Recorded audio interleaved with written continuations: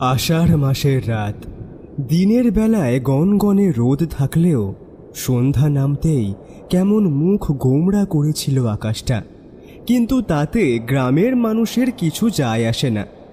আজ বটতলার সাপ্তাহিক হাটবার, তাই চারপাশের 10 গ্রাম থেকে লোক ভেঙে পড়েছে হাটে। চেনা অচেনা মানুষের ভিড়, হাঁক ডাক আর দরদামে সরগরম হয়ে আছে পুরো এলাকা। কিন্তু হঠাৎই দমকা হাওয়া ছুটে এলো কোথা থেকে যেন। ধুলোবালিতে চারপাশ ঢেকে গেল। দোকানের ঝাঁপ ফেলে যে যার মতো বাড়ির দিকে দৌড় লাগালো দোকানি আর ক্রেতারা। কিছু বুঝে ওঠার আগেই আকাশ ভেঙে নামল বৃষ্টি। ব্যাপারটা এত দ্রুত ঘটল যে নরেন খুড়ো, বাবু আর সেলিম হাটের মাঝখানে থাকা বিশাল বটগাছটা ছাড়া আর কোনো আশ্রয় খুঁজে পেল না। গাছের মোটা গুঁড়ির একপাশে 3 জনে গা ঘেঁষাঘেঁষি করে বসল। চারদিকে তখন শুধু বৃষ্টির শব্দ আর ব্যাঙের ডাক। একটা হ্যারিকেনের আলো ছাড়া পুরো হাট ডুবে আছে অন্ধকারে। কি রে বাবু, তুই মামার বাড়ি থেকে কবে এলি? আজকেই? হ্যাঁ, এই তো আজকে বিকেলে এসেই পৌঁছলাম। মা বলল হাটে যা, কিছু নিয়ে আয়, তাই এলাম হাটে। আর তোমাদের সঙ্গেও দেখা হয়ে গেল। আরে বাহ বাহ বাহ বাহ, তোর তো তাহলে খুব মজা হলো, তাই না? 1 সপ্তাহ ছিলি মামার বাড়িতে, তা কি কি করলি বল? আর বলো না, মামার বাড়ির পুকুরে রোজ সাঁতার কেটেছি। মামা এবার বড়শি দিয়ে মাছ ধরা শিখিয়েছে, বুঝলে? আর মামি যে কত রকমের পিঠে বানিয়েছে কি বলবো। তোদের মামার বাড়ির গল্প শুনে আমারও পুরনো দিনের কথা মনে পড়ে গেল রে। কেন খুড়ো, আপনার মামার বাড়ির কথা মনে পড়লো বুঝি? না, ঠিক আমার মামার বাড়ি নয়, আমার এক বন্ধুর মামা বাড়ির ঘটনা মনে পড়লো আর কি। তা মনে পড়লে আজও আমার বুকের ভিতরটা কেঁপে ওঠে। সে এক ভয়ানক ঘটনা। কি ঘটনা খুড়ো, বলো না। হ্যাঁ খুড়ো, বলুন না। আরে এখন তো বৃষ্টি হচ্ছে, বাড়ি ফিরতে ঢের দেরি। আপনার গল্প শোনার এটাই তো মোক্ষম সময়। ঠিক আছে, যখন এত করে বলছিস শোন তবে। সে অনেক দিন আগের কথা। গল্পটা শুনেছিলাম আমার বন্ধু রাশেদের মুখে। তখন বর্ষাকাল, রাতের আকাশ থেকে ঝরছে অবিরাম বৃষ্টি। টিনের চালে বৃষ্টির ফোঁটাগুলো এমনভাবে আছড়ে পড়ছে যেন হাজারো নুড়ি পাথর ওপর থেকে ছুঁড়ে ফেলছে কেউ। ক্ষণে ক্ষণে বিদ্যুৎ চমকাচ্ছে, আর সেই আলোয় কিছুক্ষণের জন্য স্পষ্ট হয়ে উঠছে বাইরের অন্ধকার উঠোনটা। শহরের ছেলে রাশেদ মামার নতুন বাড়িতে ঘুরতে এসেছে। মামা ভাগ্নে দুজনেই ইতিমধ্যে শুয়ে পড়েছে ঘুমানোর জন্য। কয়েকদিন হলো গ্রামে এসেছে রাশেদ। সম্প্রতি এই বাড়িটা কিনেছেন তার মামা মিজান সাহেব। পুরনো বাড়ি ছেড়ে এখানে ওঠার পর থেকেই মিজান সাহেবের মধ্যে একটা চাপা আতঙ্ক লক্ষ্য করছে, কিন্তু কারণটা যে কি তা সে জানে না। মামা, তুমি এত ভয় পাচ্ছ কেন বলো তো? কে আসবে এই ঝড় বৃষ্টির রাতে? বুঝবি না তুই, রাত নামলে এই বাড়িতে কেউ ভালো থাকতে পারে না। কি যে বলো এসব? আরে নতুন বাড়ি, চারিদিকে এত সুন্দর পরিবেশ, আর তুমি বলছো? দিন আর রাত এক নয়। তুই শহরে থাকিস, এসব গ্রামীণ কুসংস্কার মনে হতে পারে, কিন্তু যা সত্যি তা তো সত্যি। কথাটা শেষ হতে না হতেই বাইরের দরজায় টোকা দিল কেউ, খুব আস্তে, যেন কেউ অনেক দূর থেকে এসে ক্লান্ত শরীরে দরজায় ভর দিয়ে দাঁড়িয়েছে। একবার, দুইবার, তারপর থেমে গেল টোকাটা। দেখলে, কেউ হয়তো বিপদে পড়েছে। দাঁড়াও, আমি দেখছি। না, একদম না, ভুলেও দরজা খুলবি না। কিন্তু মামা, যদি সত্যিই কেউ... ওর কথা শেষ হওয়ার আগেই একটা কান্নার আওয়াজ ভেসে এলো দরজার ওই পাশ থেকে। ডুকরে ডুকরে কাঁদছে কেউ যেন। আরে, এ তো কান্নার আওয়াজ। মামা, সত্যিই কোনো মানুষ বিপদে পড়েছে। আমাদের দরজা খোলা উচিত। চুপ, একদম চুপ, ওটা মানুষ না। আতঙ্কে কাঁপছে মিজান সাহেবের গলা। রাশেদ অবাক হয়ে দেখল ভয়ে একেবারে গুটিয়ে গিয়েছে তার সাহসী মামা। মানুষ না মানে তাহলে কে?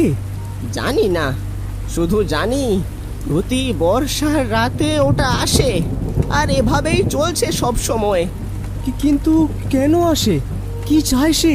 আরে সেটা যদি জানতাম তাহলে তো হতোই।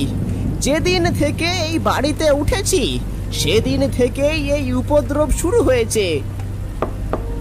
বাইরে আবার টোকার শব্দ হলো, এবার একটু জোরে, তারপর আবার সেই কান্নার আওয়াজ।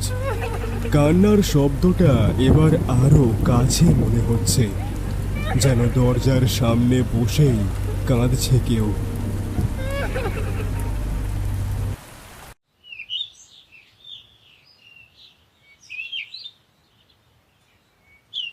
পরদিন সকালে রাশেদ ঠিক করলো নিজেই গ্রামে একটু খোঁজ খবর নেবে সে। বৃষ্টির তেজ কিছুটা কমেছে, তবে আকাশ তখনও মেঘলা। ভেজা মাটির গন্ধে ভরে আছে চারপাশ। গ্রামের চায়ের দোকানে গিয়ে বসল সে। কয়েকজন মানুষ সেখানে বসে চা খাচ্ছে আর নিচু গলায় কথা বলছে নিজেদের মধ্যে। তাদের সাথে বসে থাকা এক ব্যক্তিকে ডাকলো রাশেদ। ইয়ে চাচা, একটা কথা জিজ্ঞেস করতাম। কি বাবা, বলো, কি জানতে চাও? মিজান সাহেবকে চেনেন তো? এই গ্রামে নতুন এসেছেন। আচ্ছা, উনি যে নতুন বাড়িটা কিনেছেন এই কদিন হলো, ওটা আগে কার ছিল? রাশেদের প্রশ্ন শুনতেই এক অদ্ভুত নীরবতা নেমে এলো দোকানে। একে অপরের দিকে তাকাতে লাগলো সবাই। কেন? ওই বাড়ির খবর দিয়ে তোমার কি দরকার? না মানে এমনি, ওই নতুন এসেছি তো, তাই আশেপাশের সবার সম্পর্কে একটু জানছিলাম আর কি। ওই বাড়ির কাছে বেশি যেও না, বিশেষ করে রাতের বেলায়। ভালো হবে না বাবা। কেন? কি হয় ওই বাড়িতে? কেউ কোনো উত্তর দিল না, সবাই চুপ করে রইল। রাশেদ বুঝতে পারল এরা কিছু একটা জানে, কিন্তু ভয়ে কেউ মুখ খুলছে না। তাই সে দোকান থেকে বেরিয়ে হাঁটতে শুরু করলো মোড়ল সাহেবের বাড়ির দিকে। হয়তো তিনি কিছু বলতে পারবেন। মোড়ল সাহেব তখন নিজের বাড়ির উঠোনে বসেছিলেন। রাশেদকে দেখে বেশ আন্তরিকভাবেই ভিতরে ডাকলেন তিনি। আরে মিজানের ভাগ্নে না? এসো বাবা, এসো এসো। জি চাচা, আপনার কাছেই এসেছি মূলত। তাই বুঝি? তা বলো, কি মনে করে এলে? সব ঠিকঠাক আছে তো? হ্যাঁ, সব ঠিকই আছে, কিন্তু মামার বাড়িটা নিয়ে একটু কথা ছিল আপনার সঙ্গে। কেন, কি হয়েছে? গত কয়েক রাত ধরে কেউ দরজায় টোকা দেয়, কান্নার আওয়াজ আসে। জানি না কেন মামা খুব ভয় পাচ্ছেন বিষয়টা নিয়ে। আমিও ওরকম কথা শুনেছিলাম বটে। ও কিছু না, হয়তো শেয়ালের ডাক বা বাতাসে দরজা কাঁপে। বোঝই তো, গ্রামে গঞ্জে কত রকমের শব্দ টব্দ হয়। তুমি আর তোমার মামা তো নতুন জায়গায় এসেছো, তাই এমন মনে হচ্ছে প্রথম প্রথম। না চাচা, ওটা একদম মানুষের কান্নার মতোই শোনায়। আমি খেয়াল করে শুনেছি, খুব স্পষ্ট আওয়াজ। রাশেদের চোখের দিকে এবার সরাসরি তাকালেন মোড়ল সাহেব। তার দৃষ্টিতে এক অদ্ভুত শীতলতা।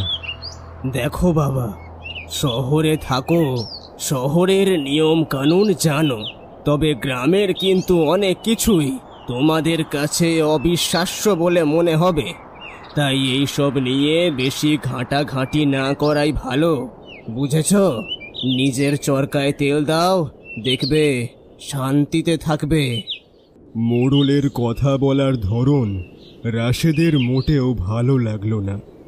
মনে হলো কিছু একটা লুকোচ্ছেন তিনি।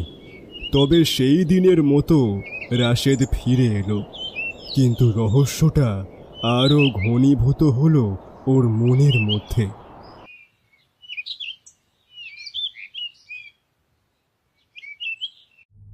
রাতে ঝড় বৃষ্টি আরও বাড়ল। মাঝরাতে আবার সেই শব্দ, দরজায় টোকা। তবে এবার শুধু টোকা নয়, কেউ যেন দরজায় আঁচড় কাটছে। স্পষ্ট শোনা যাচ্ছে নখের আঁচড়ের শব্দ। আর তারপরেই শুরু হলো বিকৃত গলায় ডাকাডাকি। খোল, দরজা খোল। এদিকে চমকে উঠেছে রাশেদ আর মিজান দুজনেই। রাশেদ, রাশেদ শুনতে পাচ্ছিস? হ্যাঁ মামা।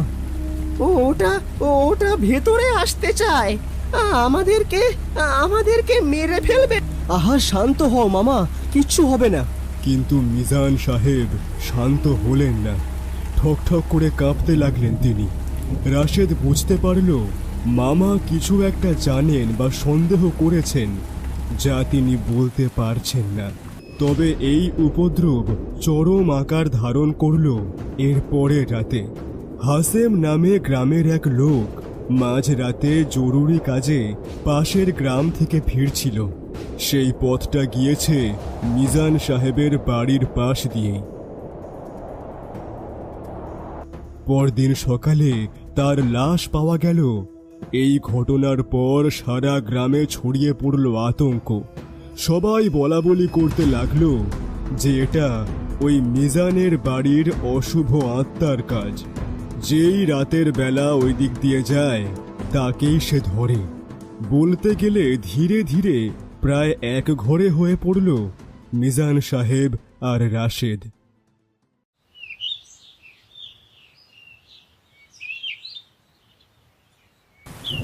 আমি আর এখানে থাকবো না রাশেদ, কালই সব বিক্রি করে দিয়ে চলে যাব। আমার ভুলের জন্য একটা নিরীহ মানুষের প্রাণ চলে গেল। এখন পালিয়ে গেলে কোনো সমাধান হবে না মামা। তাছাড়া এই বাড়ি কিনবেই বা কে? আর আমাদেরকেও তো আসল সত্যিটা জানতেই হবে। তাহলে কি করব আমরা? প্রতি রাতে কি মৃত্যুর জন্য অপেক্ষা করব? রাশেদের মাথায় তখন একটাই চিন্তা। গ্রামের মসজিদের ইমাম সাহেবকে সবাই খুব শ্রদ্ধা করে। তিনি জ্ঞানী মানুষ, হয়তো কোনো সাহায্য করতে পারবেন। রাশেদ আর মিজান সাহেব সেই দিনই গেল ইমাম সাহেবের কাছে। সব ঘটনা খুলে বলার পরে ইমাম সাহেব চুপ করে রইলেন কিছুক্ষণ। ঘটনাটা শুনেছি আমি। গ্রামবাসী খুব ভয় পেয়েছে হাসেমের মৃত্যুতে। হুজুর, হুজুর আপনি আমাদের বাঁচান হুজুর। আমরা তো কোনো দোষ করিনি, তবে কেন আমাদের সাথে এমন হচ্ছে হুজুর? ভয় পাবেন না, আজ রাতে আমি আপনাদের বাড়িতে যাব, দেখা যাক কি হয়।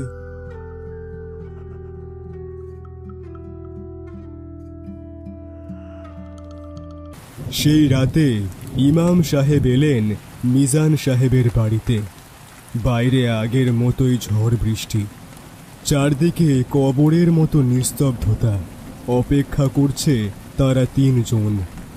যদিও রাত বাড়ার সঙ্গে সঙ্গে মিজান সাহেবের ভয়টা বাড়ছে, কিন্তু ইমাম সাহেবের শান্ত মুখ দেখে কিছুটা ভরসা পেলেন তিনি।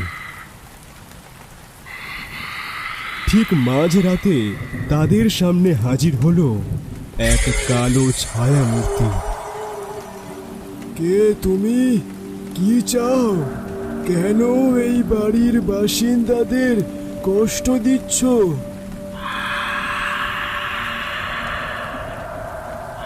ইমাম সাহেবের কথার উত্তরে একটা হিংস্র গর্জন ভেসে এলো ওই কালো ছায়ার মধ্য থেকে।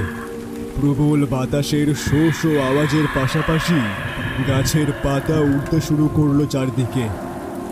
হুজুর, হুজুর ও ও ও ও রেগে গিয়েছে। শান্ত হন, ভয় পাবেন না।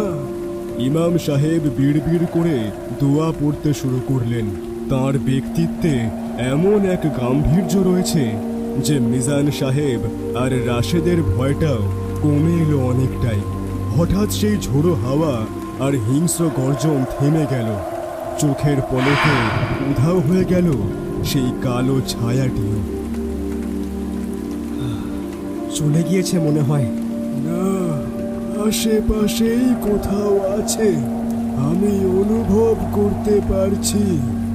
এটা সাধারণ কোনো প্রেতাত্মা নয়, এর মনে গভীর কোনো যন্ত্রণা আছে, নিশ্চয়ই কোনো অতৃপ্তি। তার মানে ওটা একটা অতৃপ্ত আত্মা। হ্যাঁ, এর একটা বিহিত করতে হবে। এই আত্মা ন্যায় বিচার চায়। ন্যায় বিচার? কিসের ন্যায় বিচার? আমি ঠিক জানি না, তবে মনে হচ্ছে এই বাড়ির সাথে কোনো পাপের স্মৃতি জড়িয়ে আছে। গ্রামের মানুষের সাথে এই নিয়ে কথা বলতে হবে, বিশেষ করে যারা অনেক দিন ধরে এইখানে আছেন। পরদিন সকালে নদীর পাড়ে গ্রামের প্রধান কিছু ব্যক্তিকে ডাকলেন ইমাম সাহেব আর রাশেদ। মোড়ল সাহেবও উপস্থিত ছিলেন সেখানে।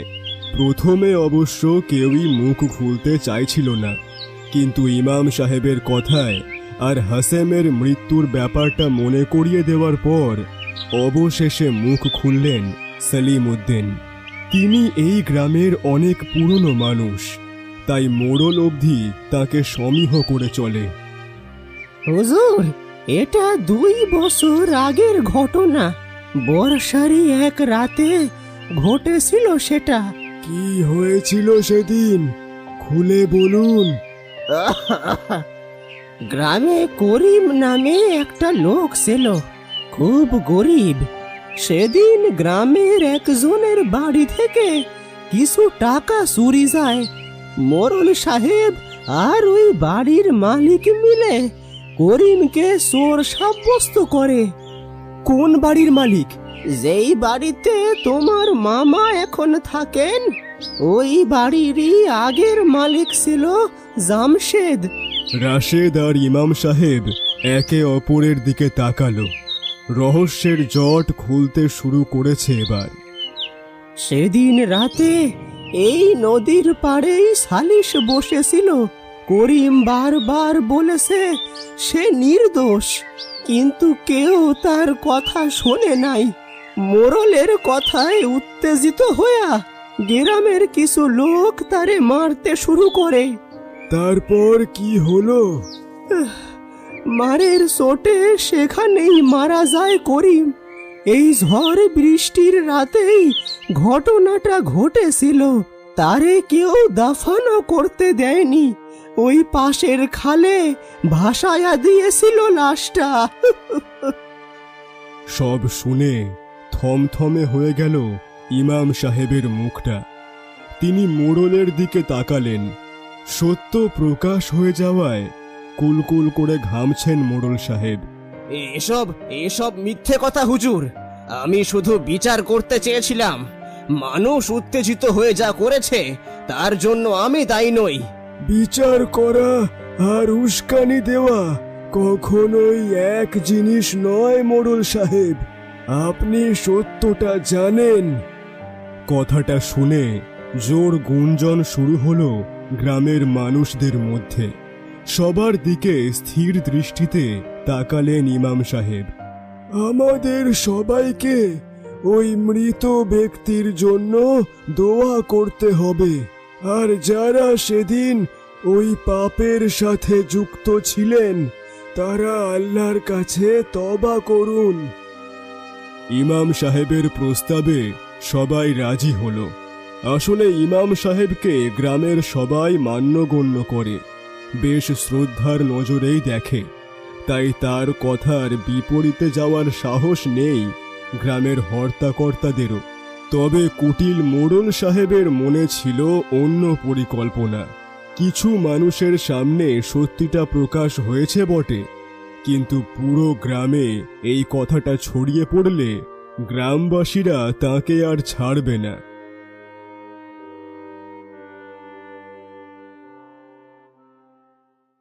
সেদিন রাতেই মোড়ল গ্রামের কিছু বখাটে যুবকদের ডাকলেন তার বাড়ির সামনে। তোরা কি ইমামের কথায় বিশ্বাস করিস? কেন মোড়ল সাহেব, হুজুর তো ঠিকই বলেছেন। আরে বোকার দল, সব কিছুর মূলে হলো ওই শহরের ছেলেটা আর ওর মামা। ওরা আসার পর থেকেই তো গ্রামে এই উপদ্রব শুরু হয়েছে। ওরা নিশ্চয়ই কোনো কালো জাদু করেছে। কিন্তু ইমাম সাহেব। আরে ইমামের হয়তো মাথা টাথা খারাপ হয়ে গিয়েছে। ভেবে দেখ একবার, সে কিনা জিন ভূত তাড়াতে না পেরে আমাদেরকেই দোষী বানাচ্ছে। এই 3 জনকে যদি ওই আত্মার সামনে ছেড়ে দেওয়া হয়, দেখবি তাহলেই সব শান্ত হয়ে যাবে। মোড়লের কথায় বিভ্রান্তি ঢুকে গেল হাতেমদের মাথায়। তারা গ্রামবাসীদের উস্কে দিল মোড়লের শিখিয়ে দেওয়া বানানো গল্পের মাধ্যমে। এদিকে মিজান সাহেবের বাড়িতে ইমাম সাহেব রাশেদ আর মিজানকে নিয়ে বারান্দায় দাঁড়িয়ে আছেন দোয়ার আয়োজন করবে বলে। এর মধ্যেই বাড়ির সামনে ছুটে এলো ক্ষুব্ধ গ্রামবাসী।